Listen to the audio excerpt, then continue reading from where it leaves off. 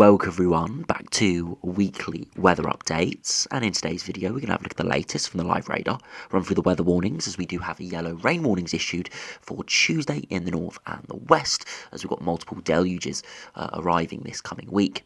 We'll have a look at those deluges in detail on the latest UKV, look at the precipitation and the temperature, as it is remaining very unsettled the next 5 days and it is turning cooler as well. We'll have a look at the longer range, look at the GFS, GM, ECM, WF and the ensembles as we head towards the middle of January. Now, as we've alluded to over the last week or two, we have been expecting a bit of a pattern change towards the middle of the month, and we did expect higher pressure to take some sort of role in dictating our weather. We didn't know whether it was going to be over the top of us, blocked in the Arctic, towards Scandinavia. All could give vastly different scenarios, but we did think there was a chance we would go a lot cooler. Now, on the latest runs, as we have seen over the last few days, and definitely today, with a lot of the ensemble members now on board, it does look like we're going to see big North Atlantic ridging. Now, it's not a blocking feature, as if it was a Greenland block or a Scandinavian block or an Arctic high, but it's enough of a high-pressure system to give amplification in the jet stream, keeping us, again, on the cold side of the jet with generally north to northwesterly winds.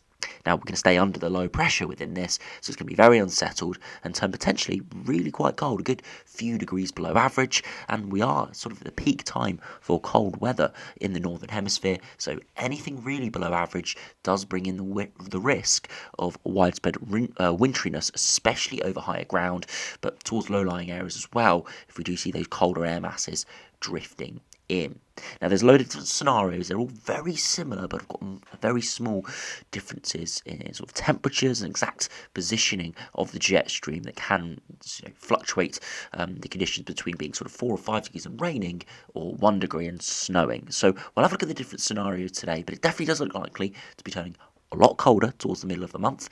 Nothing bitterly cold and nothing blocked like we saw in early December. Quite a mobile pattern, but it could be cold and potentially quite wintry as well. So we'll see what the models are showing today. So do remember, if you enjoy my videos, make sure you like and subscribe, and remember to follow me on Twitter as well. The link's in the description. Now, if you start on the live radar, you can see a lot of showers around today. No massive weather front, as that is now cleared out towards Scandinavia and northeast Europe. But you can see we've got a big area of moisture coming up from the southwest. You can see really heavy, thundery showers breaking out across parts of France here, into parts of Spain and Portugal as well. And these are extending into parts of England and Wales as well. You can see these yellows, oranges and reds indicating torrential rain, hail and some thunder within it. And of course, being on a strong southwesterly, it's very blustery around as well.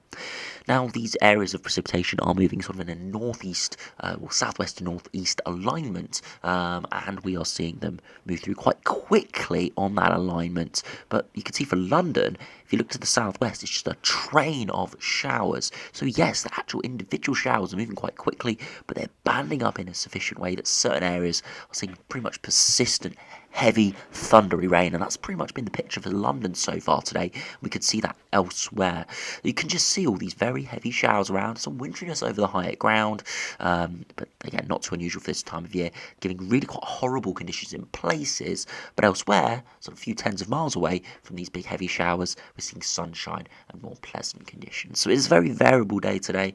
Some areas will be unfortunately under big deluges, and we'll probably see some surface water flooding under these showers. Other areas will be quite decent. Definitely looks like Scotland, especially eastern Scotland, doesn't look too bad. Parts of Republic of Ireland and parts of northern England in the Midlands don't look too bad. Elsewhere, though, a lot of heavy showers, probably with the southeast getting peppered the most at the moment.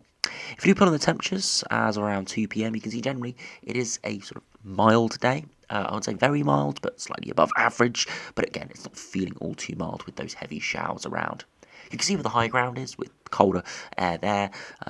These lighter breezes indicating temperatures towards the low single digits, but it is generally above average right now with this plume of southwesterly winds. But as I said, that wind direction will be turning in from a more north to northwesterly this coming week, and that will probably become sustained as we head towards next weekend and towards day 10 as well.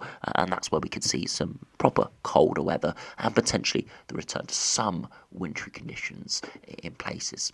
Now, if you look at the weather warnings, we do have 2 yellow warnings. They're basically same weather warning from 6 a.m. on Tuesday until 8 p.m. on Tuesday for parts of Wales and parts of northwest England, extending into the West Midlands as well. And again, for persistent heavy rain may lead to some disruption. If you look at the further details, outbreaks of rain will spread across England and Wales during Tuesday. This will be heaviest and most persistent across parts of Wales, particularly over higher ground. Rainfall totals of 80 to 100 millimetres, high likelihood lower end of the impact matrix. And again, you can see 60 to 80 millimetres over parts of Cumbria. So again, very heavy rain coming out, and I do expect to see more warnings issued as we are looking at repeat deluges this coming week. If you go over to the UKV now, and have a look at those temperature and precipitation charts for the next 5 days. You can see all those heavier showers spreading through at the moment, and as we pause at sort of 3 p.m, you can see how there's a lot of heavy thundery showers around. They are banding up in reality a lot more than the UKV is showing. So again, things do differ from the models sometimes. This is a scenario where those showers are banding together a lot more. And as we head across this evening, they do spread northwards and eastwards and should eventually clear. But then we see another batch move into parts of Wales, southwest England and northern England as well. In Scotland, there could be a bit of snow around over the higher ground. As we head into Monday, the 9th of January, still quite a few showers around, but they do become sort of lighter and less frequent further south and eastwards you go. Further northwards and westwards, they become more frequent there. As we head into Tuesday, though, as I said, a deluge is coming in. Heavy, significant rainfall over areas across Wales and northern England, where we have the yellow warnings, but just widespread precipitation through Tuesday. Quite a miserable day there. Could be a brief respite in the afternoon in the south, but again, still pretty cloudy and looking quite drizzly there as well.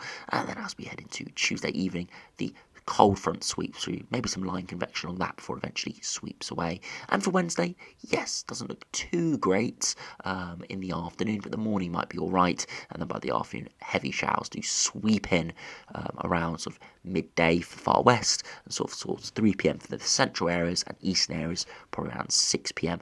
as it eventually spreads through and we see more showers. Another persistent band of precipitation could move in on Thursday, giving a deluge in the far south. Again, it does look like it will sort of fizzle away a little bit, but could give heavier rain in places.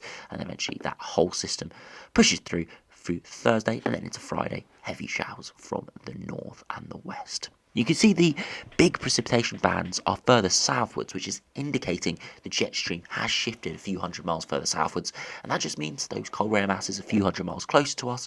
Again, not producing anything majorly cold, but bringing that air mass, the air wind direction, to more of a northwesterly, which means we are generally cooler on the cold side of the jet stream and probably average, maybe slightly below average in a few spots. If you put on those temperatures, you can see this afternoon, temperatures widely sort of 6 to 8 degrees, slightly above average in a few spots, but again, not feeling particularly mild at all with that heavy rain around. As we head overnight tonight, temperatures won't drop away too much, maybe 4 or 5 degrees, and as we head towards tomorrow, those temperatures once again around that sort of 5 to 7 degree mark.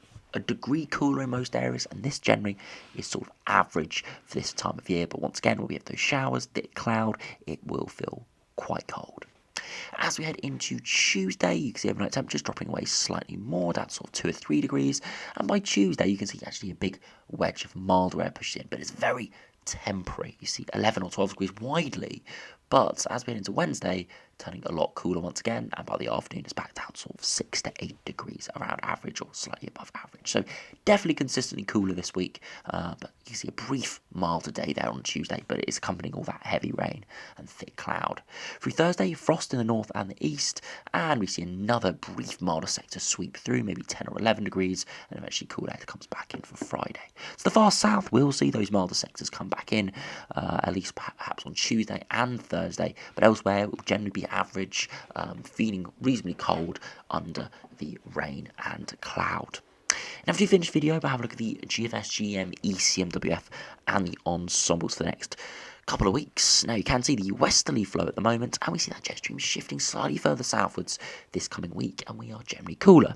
You see towards the weekend, we see a brief southwesterly wind, but look out in the North Atlantic, a lot more higher pressure is building in, and it's quite a strong high pressure system as well.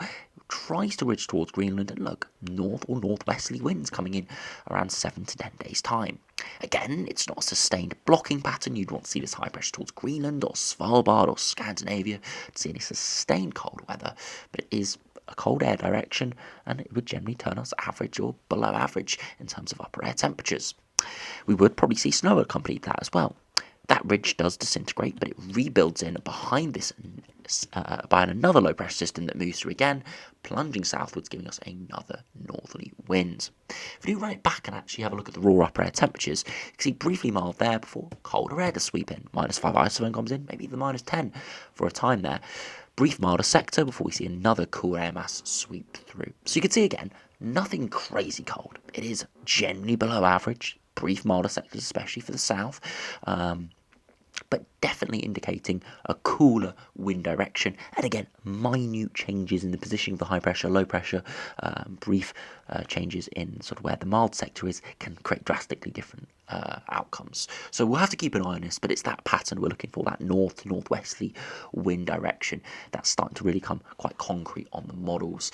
If we do run back to the potential equivalent temperature, again, this is just indicating air masses. You can see how we are in those darker blues for quite a period of time. Pretty cold conditions there coming up across the next sort of 7 to 10 days, and could be quite cold at times as well, with the -5 isotherm really taking over and potentially even colder than that. Again, look at the temperature deviation, and again, a good 4 to 6 degrees, potentially below average. If you do look at the GM now, see how that does compare. Again, a westerly wind at the moment, jet stream slightly further southwards over the course of the next few days. Then as we head into next week, you can see how that higher pressure's out in the North Atlantic, and a general northwesterly to southeast alignment of the jet stream, and generally cooler northwesterly winds coming in. You can look at the upper air temperatures, you can see the -5 isotherms generally around, generally quite cold from probably around next weekend onwards there. Yes, the far southwest could flirt with those milder air masses, but you could get a situation where this low pressure skirts along the far southwest of the British Isles, and on its eastern edge, cold air, and we could see snow with that. Again, it's one of these very marginal situations. We've got slightly cold air just to our north and our east, milder air sliding down the southwest, and again, where that does collide, there could be some snow. So again, GM probably a colder, more interesting run than the GFS. GFS had that sort of northerly plunge at day 10, but GM's much more sustained in that colder air mass, but it's the pattern, it's the same sort of northwesterly wind or northerly wind pattern with that Atlantic ridging. So it's that pattern we're really looking for, and then over the next sort of few days we'll be more firming up on those details. If we do now have a look at the ECMWF, you can get see a westerly flow coming in, trending more northwesterly, and again, Atlantic ridging, low pressure coming straight from Greenland instead of northeast Canada. Again, northeast Canada is cold, but it's a much longer sea track. Again, these charts can be a little bit deceiving in their actual distances. But coming from Greenland, yes, it's still a relatively long sea track, still some modification of the air mass, but it is colder, and you can see generally low pressure systems slide to our south and our west. Bumping into that cold air could be quite wintry. You can see initially that cold air mass arrives in about a week's time, and then beyond that you see generally stay in that cold air mass with mild sectors running underneath there. So a good 3 or 4 days in pretty cold air there. Again, these sort of polar maritime air masses coming in from the northwest, they are very transient, like we do get regularly in westerly flows. They do turn us colder temporarily, bit of windiness over higher ground, but that cold air never really gets to the surface because it gets swept away by milder air. But if we do see it sustain like this, we can see the same sort of cold conditions from an easterly or northeasterly. Yes, it takes a little bit longer to achieve it, but we can still see really quite cold weather even from this northwesterly wind. Again, I keep going back to January 2019 when we saw very similar patterns to this, and we saw some quite heavy snow in places, especially in the south, with smaller pressure systems running into that cold air, which, yes, originated from the northwest, not a terribly cold direction, but that cold air sat over the top of us for a number of days and gave us generally cold than average conditions, and eventually gave the possibility of widespread snow. Now, if you finish by having a look at the ensemble members, you can see it's well reflected. The next sort of 5 to 7 days is a sort of a zonal sine wave, as you'd expect with a westerly flow. Colder air masses at times, milder air masses at times. But as we're to about a week's time, 15th, 16th of January, you can see we are generally a few degrees below average. There's still a lot of uncertainty with exact timings and exact air masses, and when they come through, you can see there's a lot of scatter, but the overall ensemble mean is a couple of degrees below average. It's pretty cold. There are some exceptionally cold runs there, but most are around that sort of -6 to -8 degree mark. So cold, but not ridiculously cold, but cold enough, especially this time of year, to perhaps give some winteriness. You can see precipitation does reduce as more higher pressures involved, but it's still quite an unsettled theme, so you would expect a lot of showers and even some frontal precipitation, which could be in the form of snow as well. So yeah, really need to keep an eye on that. And again, you can look at the dew point, and that shows it even better, trending towards freezing in the longer term. And again, you need freezing dew points to achieve any wintry precipitation.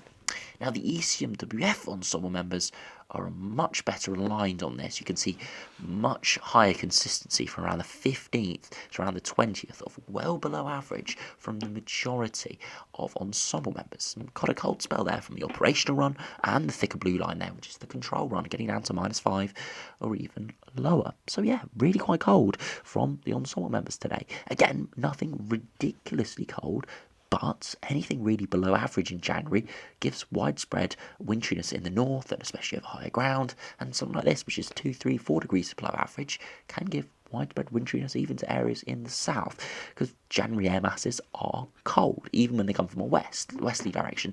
They are cold. As soon as you get a northerly tint onto that, we can see the possibility of winteriness. So we'll have to see what happens mid-month, but it does definitely look really quite cold. If you do have a look at Glasgow's air masses, you can see again below average, slightly lower in the actual upper air temperatures, but again still below average. Very high precipitation, expecting quite a bit of snow over the higher ground, and that could come to low-lying areas at times as well. So yeah, very unsettled next week. Generally turning cooler, but nothing exceptionally cold, sort of coming up around average, but as I said, cooler than last week, where it was quite mild. But as we head into the following week, so in around 7 days' time, it's looking likely we go properly cold, a good few degrees below average, very unsettled still, giving widespread wintry risk there. Again, I won't call snow now or anything like that, but definitely looks likely to be some wintriness over high ground, and looking at these charts, could be some wintriness to low-lying areas as well. And I do expect to see a lot of wintry conditions over the higher ground. It's going to be quite good for those areas over the higher ground. So we'll have to see what happens. Still some uncertainty, but it is something we have been expecting for a good week or two now. We have been keeping an eye on that middle of January point, and it does look likely we are going to see that pattern change. Again, nothing drastic, but a big enough change to give potentially colder conditions towards the surface and maybe even some wintriness through January. So anyway, thanks for watching. Hope you enjoyed. Make sure you stay safe out there in those heavy, thundery showers today, and I'll see you again for another video soon.